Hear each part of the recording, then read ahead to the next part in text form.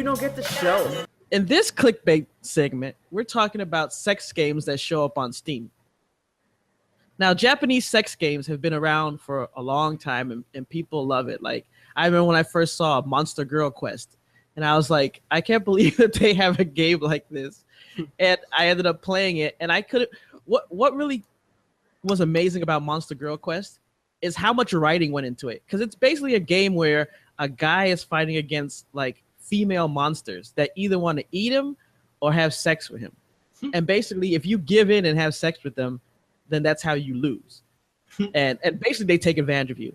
But so you would think, okay, it's probably going to be some cheesy little game where it's just like whatever, some graphic nudity and nothing else. No, there's a whole long story with a ton of dialogue.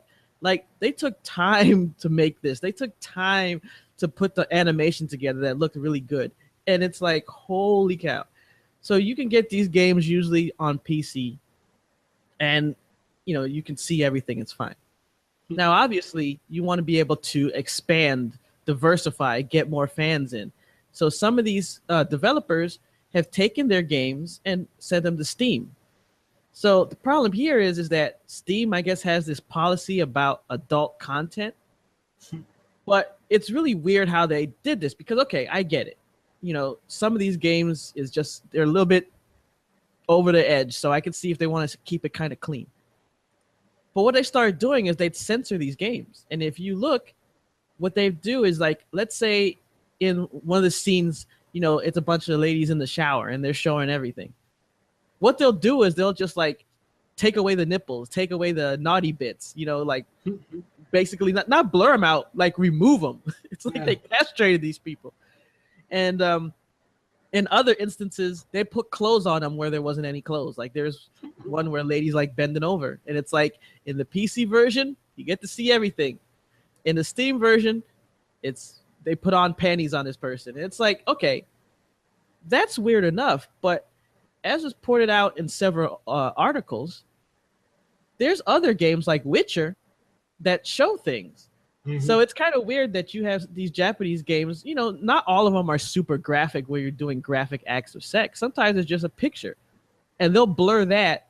But if there's like bare naked breasts in Witcher or something like that, that's fine.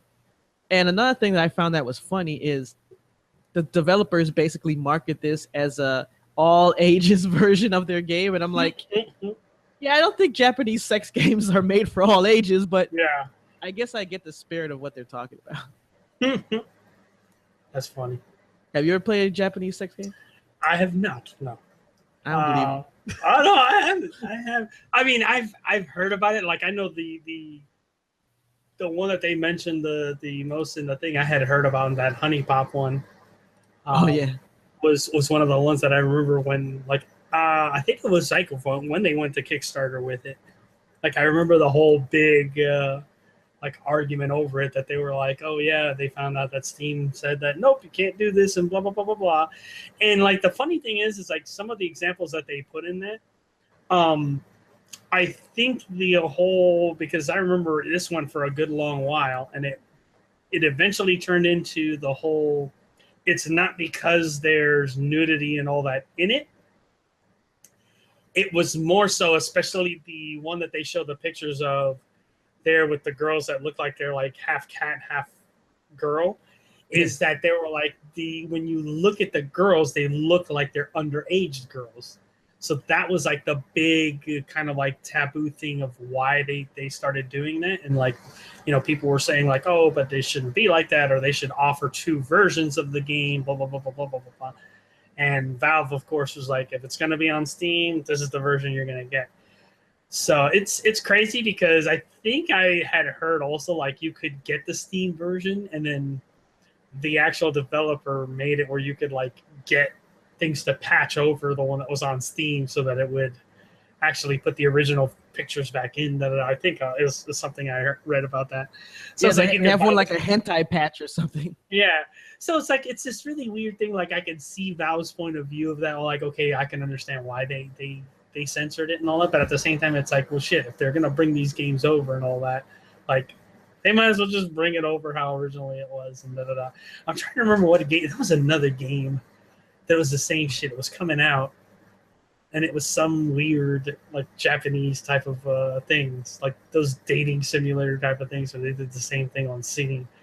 They like covered up or put extra clothes on. I mean, hell, we were talking about Bone Town on our last episode, and it's like that came out, but you know, they have to censor this stuff on Steam, which I get it, and you know, often here on You Don't Get the Show, we come up with money making ideas that we beg our audience not to steal. Maybe we need like an adult Steam, you know, because we can call it Steamy. There you go, Steamy. There you go, Steamy. There we go. All it is only adult. Yeah, it's only adult games. We'll put all the fucking Leisure Larry games on that shit. We'll put Bone Town on there. We'll put Custer's Last Revenge. Oh my god, could you imagine? Could you imagine what the review section would be like? Oh